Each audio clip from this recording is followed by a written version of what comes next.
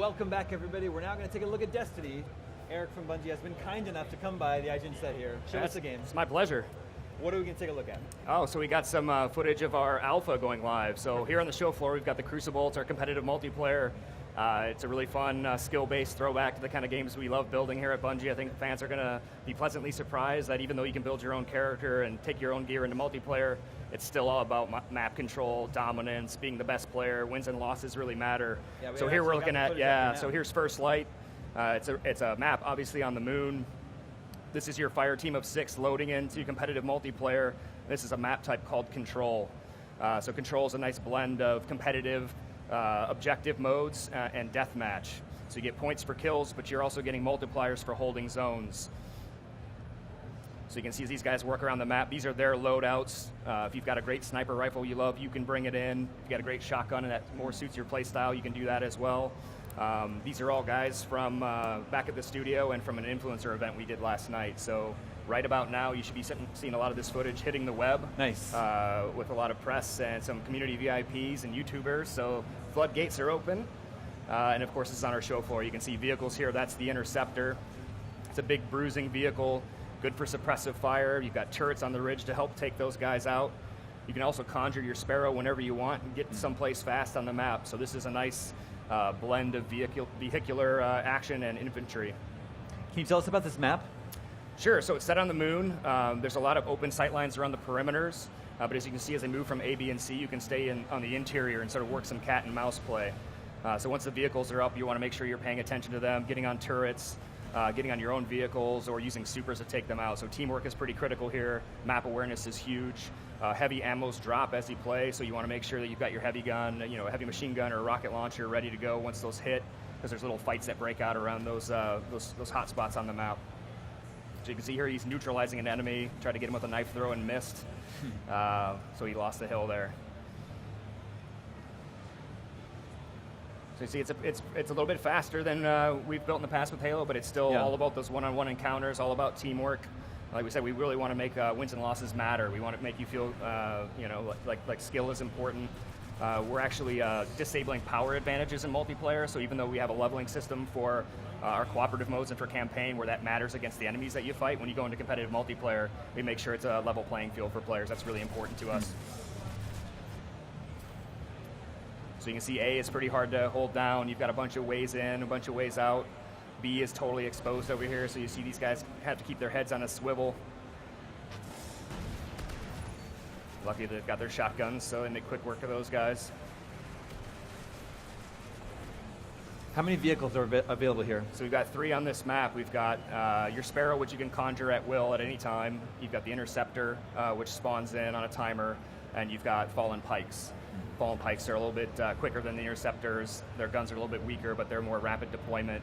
Get someplace fast. You can see him picking up an orb here, and that's actually really important in our game. We want to promote a lot of cooperative play, so as you effectively use your own super, you'll generate orbs for other players to pick up, and so you can feed one another. You can sort of stack. You can see, the hallmark of Bungie. We're doing really good skyboxes. We're rendering this in beautiful 1080p. We really want these places to feel like rich places you can visit in the world. And so even though this is an arena mode, it's carved out from the game proper, it's not happening in the world, we don't want to have like surprise PvP. Sure. We still have it set in the fiction of the world. So the announcer is a guardian called Shax. You can find him at the tower. As you do well, he'll reward you with reputation.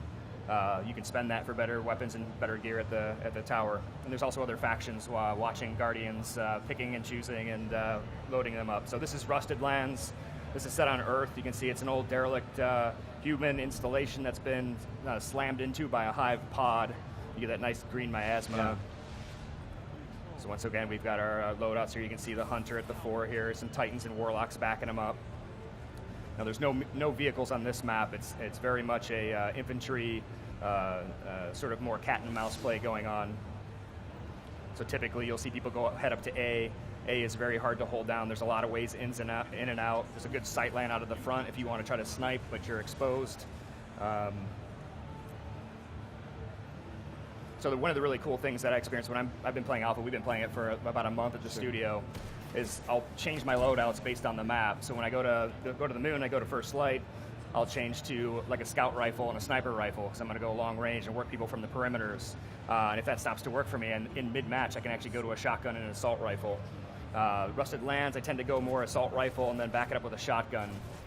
And of course, I play Warlock, because Warlock's the best class, but you can see some guys playing Hunter, you can see some guys playing Titan, and that'll really change the way you play. So Titans have more armor, so they have more health, they're a little bit harder to take down. Hunters are more agile, so they're a little bit quicker, so they can sort of flank you and use their double jump to get around you. Are we watching a Hunter right now? We are watching, well, I can't tell you more, but I believe that was a Hunter, yes. It seemed very agile. He was like sailing over. Yeah, we're watching a Hunter, walls, so on the lower left you can see his grenade, and he's also got a throwing knife. So each class has a different melee as well. So the Warlock, the difference is the health and shields recharge a little bit quicker, so they're a little bit quicker back into battle. So you can, if you pull back and you're smart, you can pick up the engagement before the other player is ready. Seems like there's a lot of variety just within single maps. There's tons of variety. And indoor environments. Yeah, there's tons of variety. These maps are actually featured in our alpha. They're incredibly limited. We let players go up to level 8, but you can go well beyond that in the full game. And so even the abilities that we're seeing here, we're seeing 3 grenade types, but even in a one focus for a player, even on one build, you'll see a huge variety of movement modes, grenade types, status buffs, melee buffs. You can really tweak and customize the player to be, fit your play style, really suit how you want to play. So it isn't just about picking a Titan. You can really tweak how that Titan plays. You can make the Titan feel a little bit more of a close range damage dealer, or maybe he's a little bit better at the perimeter. And that actually, that philosophy shows up in the weapons sandbox as well. So you might be able to find an assault rifle that fires, heavy rate of fire on the hip, but when you go into the scope, it's a slower, more like a scope. So it might promote you to play a little bit more from the perimeter, even though you're a Titan. So you can see his super just charged up here. So he's got a moment where he wants to pull it off. He can kind of go Death Blossom and own the battlefield for a few seconds. He'll get 3 shots from his golden gun. Anything that he hits instantly dies. These green spikes in the environment? So this is Hive architecture here. They've sort of been burrowing into the moon. They're a more enigmatic race. They're a dark race, and you'll see them out in the world. You'll see spaces that are sort of infused with the Hive. If we looked over to the left here, you'd see a drop pod that was sent down from the moon, slammed into the building. There it is there in the background. If you watch the skybox, you'll see Hive dropships in the background, warping in and warping out. And so part of the fiction is that you're in the Crucible. You're actually competing for glory and honor, for reputation with both factions and with shacks, but you're also going out and claiming resources for these guys. So these are enemy-controlled spaces, and you're holding them down. So you can see Golden Gun again. See if he's kind of misused it a little bit here because he's out in the open, but see if he can close on some of these guys. Yeah, it's been really fun. Like I said, we've been playing this for a while at the office to see other people play it. We had a little thing last night. We invited a bunch of people out to capture footage and play, and letting the game, getting it out in the community's hands and seeing what they do with it has been pretty exciting for us. Yeah, we were talking before we went live here that you're really close to release day now. Yeah, September 9th. So we're shipping on PlayStation 4, PlayStation 3, Xbox One, Xbox 360. Alpha is really gearing us up for beta. We want to make sure we're building a great scale ramp. Our beta's gotten so big. Right. We want to make sure we go into that in a really good way. So hopefully we'll be seeing a whole lot of players hit our beta, and that'll be on all 4 platforms. So this alpha will be a really good test for us. It'll help pave the way for beta, which is July 17th, and then our launch on September 9th. Do you know what content is going to be in the beta? Is it going to be the same? I do. So it's going to be significantly bigger than the alpha. Yeah. The alpha is actually pretty huge in and of itself. So in the alpha, I can create a character. So I can pick a class, a gender, a race. I can customize my face. So I can pick Titan, Hunter, Warlock. I can do a story mission. I can go explore the world, the entirety of the Cosmodrome, which is a really massive space. Within that space, I can see other players. They might be running around looking for resources, treasure chests, fighting enemies. We have hidden enemy bosses. We have crazy, when the sun goes down, you'll see crazy stuff happen in the world. Much. It's a pretty big experience. I can go to the tower. I can visit vendors, visit Vanguard mentors, go to the Postmaster. That in and of itself is a really fun space. There's little hidden Easter eggs there for people to find. Go on a cooperative strike, and I can play competitive multiplayer. And like I said, that's just the alpha. So the beta is going to be even bigger than that. We've had a lot of discussions at the office about wow, this beta is pretty massive. But it's really important for us to get it out there to show people what we're building. We're doing a lot of new stuff. We're innovating in a lot of spaces. And so we didn't just want to come out and show off the competitive multiplayer, which we think is awesome and really exciting and something that players want to see from us. But in isolation, we wanted to make sure we said, here's how it fits into the whole, that player journey, that sort of loop. is really hard for people to understand, because you tell it like, hey, you're going to really care about your character. It doesn't really stick until you play and realize like, oh cool, I played competitive multiplayer and I got these rewards that gave me a better assault rifle that I can take into a strike, and the strike will earn another helmet that I can take back. You know, it has this really cool loop effect. Or I might see a gun on you and go, hey, where'd you get Galahad C? That's an awesome assault rifle. And you can maybe if you're nice, you'll tell me where I can find that. Yeah, and already we're seeing a whole bunch of chatter, both internally and from the people who are playing now, about which are the best builds, what are the best rifles, what are the best loadouts, what are the best abilities. So we're seeing all that min-maxing starting to happen, which is really cool for us, because that doesn't happen typically in a shooter. Yeah. Are we returning to the first map that we saw here? Yep, we're back on First Light here. You can see the sun's gone down, so we do real time of day in the engine. That affects our multiplayer maps as well. We want to make sure everything feels really rooted in the world and give you a lot of variety. You're seeing that was an ill-advised Fist of Havoc, typically a close-range closer.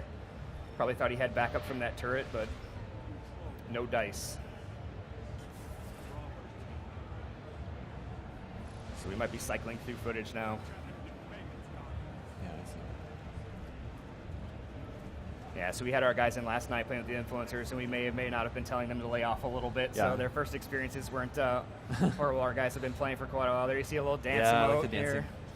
Different ways to communicate, even if you don't have a headset. Obviously, a headset's a preferred way to communicate with your team, but if you don't happen to have one, or if you're not into that sort of thing, you can still communicate with your team. You can still celebrate or tell them you need help.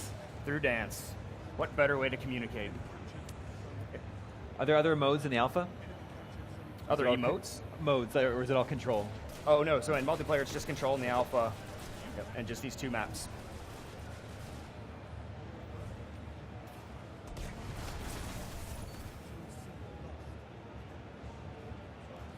But yeah, like I said, there's still a lot of content.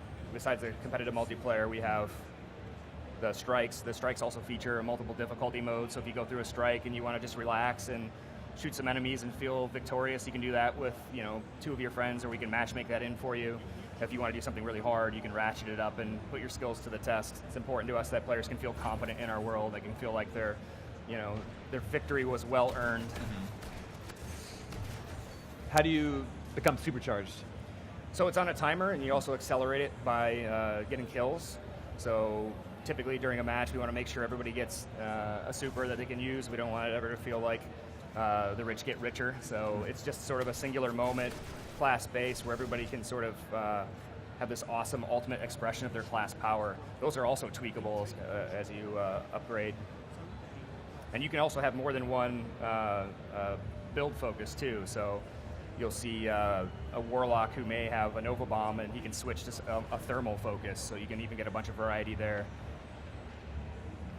While we want people to fall in love with their guns and their gear and their characters, we also don't want them to have to throw it away if they want to roll a different type. So if you're a Warlock and you want to try out thermal, that's totally cool. Are there loot rewards for winning matches in multiplayer? Yep. So everything you do in the game will earn you rewards. The rewards matter. They're tailored for your class, tailored for your level. These guys are earning Vanguard, Reputation, which they can take back to the tower, and that'll open and unlock different gear. There's a more direct pipe in like the strikes and campaign, where you can earn gear directly. It drops to the ground. But in competitive multiplayer, we didn't want to have players be distracted by a shiny bauble and go chasing after it and lose the objective. You know, it's frustrating to see somebody on your team run off and go after something shiny. So we sort of hold it for the post-game Carnage report, tell people what they've won, give them their reputation and their points, and of course we'll be extending that all out to Bungie.net in a really cool way.